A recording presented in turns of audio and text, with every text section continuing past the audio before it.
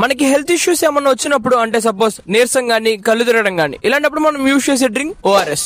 Usually doctors కూడా ఇదే recommend చేస్తారు. కానీ ఇప్పుడు అదే ఓఆర్ఎస్ ని బ్యాన్ చేశారు. ఎందుకు? అసలు ఈ ఓఆర్ఎస్ అంటే ఏంటి? Oral rehydration salts. బేసికల్లీ మన బాడీలో ఉన్న లాస్ట్ వాటర్ అండ్ ఎలక్ట్రోలైట్స్ ని బ్యాలెన్స్ చేయడానికి యూజ్ చేస్తాం. ఓఆర్ఎస్ అనేది ఒక 3 లెటర్ వర్డ్. వీళ్ళు WHO వాళ్ళు రికమెండ్ చేసిన ఫార్ములానే యూజ్ చేస్తున్నారు. కానీ హై షుగర్ బేస్డ్ ప్రొడక్ట్స్ ని మాత్రం సేల్ చేయడం ఆపట్ల. దీని మీద ఏమని ఉంటుందంటే ORSL.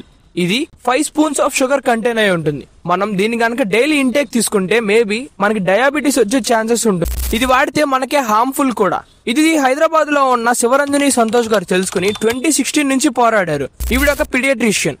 ఈవిడ ఎన్ని విధాలుగా ట్రై చేశారంటే ఫుడ్ సేఫ్టీ అథారిటీ FSSAI వాళ్ళకి కంప్లైంట్ చేశారు అండ్ సెంట్రల్ డ్రగ్ బోర్డు వాళ్ళకి కూడా చేశారు. ఈవిడ ఆఖరికి తెలంగాణ హైకోర్టులో పబ్లిక్ ఇంట్రెస్ట్ లిటిగేషన్ అని ఒక కేసు కూడా వేశారు.